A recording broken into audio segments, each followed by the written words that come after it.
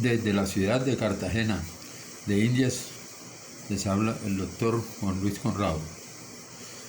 Vamos a tratar hoy un tema titulado Cartagena un año después de iniciada la pandemia. El grupo de médicos tratantes de pacientes COVID en Cartagena, ustedes saben que es integrado por los doctores Álvaro Cárcamo, Martín Haidar, Walter Gómez y mi persona. Comenzamos exactamente hace un año, el 19 de abril del 2020, en base a una sugerencia del doctor Augusto Pareja desde Texas y basado en hallazgos de autopsia hecho por médicos italianos, tratamiento con anticoagulantes, antiinflamatorios y antibióticos para pacientes ambulatorios mediante teleconsulta gratuita, haciendo la salvedad que el doctor Cárcamo comenzó las teleconsultas unos días antes, desde el mes de marzo. Al comienzo hubo mucha incredulidad por parte de algunos colegas. Nos tocó una labor de concientización médica a medida que fuimos viendo los resultados. Luego, el principios de mayo, agregamos el antiparasitario ivermectina, vimos la mejoría de los resultados y en mayo notamos que ya en hospitales se hacía tratamiento con este mismo esquema para los pacientes hospitalizados. Seguimos nuestra labor silenciosa varios meses, expandiéndonos a otros departamentos, luego a países como Estados Unidos, España, México, Francia, Venezuela, Panamá, Ecuador, Brasil, entre otros. Y nuestra fórmula hoy en día ha sido inclusive usada en países como Irán y en Jordania. La primera ola de Cartagena en el mes de julio, luego del tratamiento que instalamos y de las medidas adoptadas por las autoridades sanitarias del país, notamos los cambios evidentes. Cartagena al comienzo, en los meses de abril y mayo, era la noticia en primera página de la gran prensa hablada y escrita nacional. Se contabilizaban los contagiados diarios, el número de fallecidos, y la situación de Cartagena era lamentable al comienzo de la pandemia. Pero ya en julio ya empezamos a notar la diferencia. Ya Cartagena comenzó a tener la mejor tasa de recuperación del país y las mejores cifras de letalidad y mortalidad. Esta posición la conservamos aún después de la segunda y tercera ola. Seguimos siendo la ciudad con la mejor tasa de recuperación del país y con la menor tasa de letalidad y mortalidad de esta pandemia. Eso según la página del Instituto Nacional de Salud, las cifras diarias que nos muestra. Luego, una segunda ola el 22 de noviembre, ¿sí? Más o menos hasta el 21 de enero. Llama la atención que hubo una suspensión de la exigencia a los viajeros extranjeros de la prueba negativa. Eso comenzó el 5 de noviembre y el 22 se disparó Cartagena.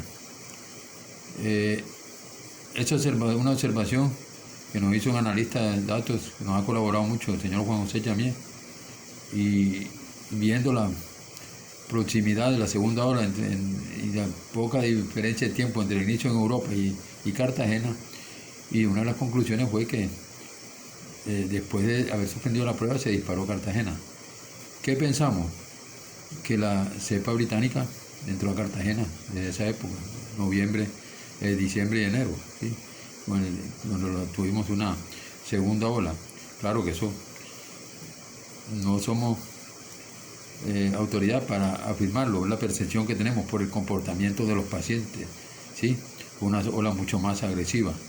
Sin embargo, logramos salir adelante. Una vez que la temporada turística terminó el 15, ya el 22 de enero las cifras se normalizaron nuevamente, ¿sí? Hay que hacer la observación que Migración Colombia, después del 11 de enero, volvió a exigir la prueba negativa a los viajeros extranjeros. Bueno, La tercera ola, nos llama la atención, comenzó en Barranquilla aproximadamente el 16 de marzo y Cartagena ha tenido un incremento gradual con esta tercera ola, a diferencia de Santa Marta y Barranquilla, a partir del 5 de abril exactamente. Y vemos que no estamos tan maltratados en esta tercera ola, a pesar de que están aumentando las cifras diariamente, pero en forma gradual, a diferencia de Barranquilla y Santa Marta, que son nuestras ciudades vecinas, y por lo que nos ha tocado tratar pacientes de Barranquilla y de Santa Marta, esta es una cepa mucho más agresiva que la que manejamos en noviembre y diciembre, principalmente en Cartagena, ¿sí? Por lo que nos hace sospechar de una posible cepa brasilera. Nos satisface que una entidad seria como la Universidad de los Andes ha comprobado el sábado en un artículo, en unos estudios que han hecho, que está la cepa brasilera, la cepa inglesa y la cepa brasilera, ¿sí? Y se están comprobando por datos del Ministerio de Salud, un paciente fallecido en Bogotá en enero, ya ahora en marzo, sí, el 28 de marzo, que definitivamente ese paciente tenía la cepa inglesa, que falleció en Bogotá, y otro paciente en Manizales. Y esa percepción la teníamos nosotros desde el mes de abril, pero desde el mes de diciembre, con la cepa inglesa. Pero demostrar esta secuencia genómica, esto, y sobre todo para una cepa propia, que es la otra posibilidad, requiere un instituto especializado, y ese es el talón de Aquiles de estos países de América Latina. Y habría que mirar muy detalladamente el comportamiento en La Guajira y Cesar, porque sabemos que Venezuela tiene un alto índice de contagio de la cepa brasilera y es una migración constante. Entonces valdría la pena revisar, teniendo en cuenta experiencias como países como China, cuando tuvieron rebrote inmediatamente cerraron su frontera, y hoy en día tienen controlada la pandemia. Pero bueno, esas son medidas que deberán considerar, son un resorte directamente del alto gobierno. No somos nadie para estar insinuando medidas que son del libre albedrío del gobierno nacional. Hemos insistido durante más de 10 meses a muchos médicos que por favor no traten solamente la fiebre, ¿sí? Pero aún siguen cometiendo el mismo error. Otro error es poner a esperar al paciente una prueba para confirmar el diagnóstico. Eso no se puede hacer, sobre todo con estas cepas mutantes, cuando el porcentaje de pruebas está aproximadamente en un 70% de falsos negativos. Al primer síntoma hay que tratar los pacientes. Ese ha sido nuestro éxito y lo hemos visto en varios países, varios autores lo están diciendo. Traten al paciente del primer síntoma, no se pongan a esperar una prueba, o no traten simplemente eso, con tratar la fiebre en un paciente con COVID. Bueno, en este momento, después de un año, calculamos que hemos atendido aproximadamente 5.000 pacientes, posiblemente 250 hospitalizados y un número aproximado de 20 fallecidos. Y tenemos la certeza que cuando el paciente se trata la primera semana de iniciar los síntomas, responde al tratamiento. ¿Cuáles son los que van a hospital más frecuentemente y se complican? Los pacientes que llevan más de una semana hasta 2 semanas o que tienen comorbilidades importantes.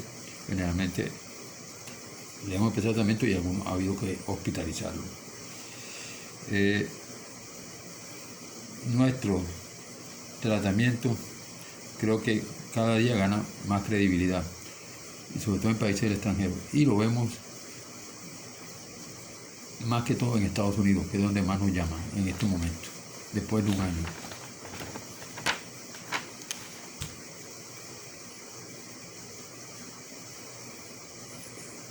Creemos que el tratamiento profiláctico en pacientes ambulatorios, que iniciamos en el mes de julio del año pasado, cuando leímos un artículo en Egipto que realizaron los egipcios tratando profilácticamente a los pacientes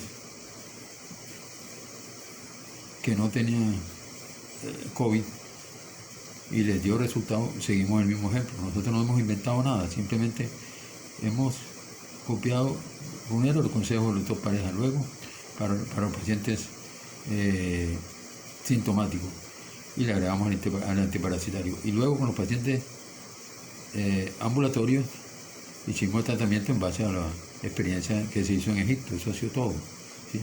Ahora que hemos agregado algunas otras cosas, además de métodos farmacológicos, sí, es cierto, pero generalmente hemos copiado la idea en base a estudios que fuimos viendo al comienzo de la pandemia, y de pronto como dice dicho textual, dice, nos ha sonado la flauta, ¿sí? En este año, gracias a Dios. Aún hay colegas incrédulos con nuestro tratamiento, pero cada día crecen más los médicos que han ido leyendo en los resultados, en las bondades de nuestro tratamiento. No somos dueños de la verdad. Hemos aprendido en este año y seguimos aprendiendo de esta pandemia. Hoy más que nunca le pedimos a los cartageneros que sigan teniendo las medidas de bioseguridad y acatando las normas dictadas por las autoridades sanitarias como si fuese el primer día. No podemos cantar victoria aún. Las vacunas, a pesar de la controversia por las reacciones adversas y fallecidos que siempre han existido y que anteriormente no se notaban tanto porque no habían redes sociales y que son un porcentaje mínimo, es el único método para alcanzar la inmunidad de rebaño y lograr que de pronto el paciente vacunado no va a fallecer por COVID, la gran mayoría. Pero es potestad de cada persona decidir si se vacuna o no, y eso lo respetamos. Finalmente, nuestro agradecimiento al grupo de apoyo Jacqueline de la Vega, terapista respiratoria y rehabilitadora cardiopulmonar, el bacteriólogo Javier Bajaide y al médico radiólogo José Luis Cuello por la ayuda durante todo este año. Nuestra gratitud a un grupo de enfermeras, médicos, periodistas y amigos que han colaborado para salvar muchas vidas durante este año. Muchas gracias, no bajemos la guardia. Les habló el doctor Juan Luis Conrado.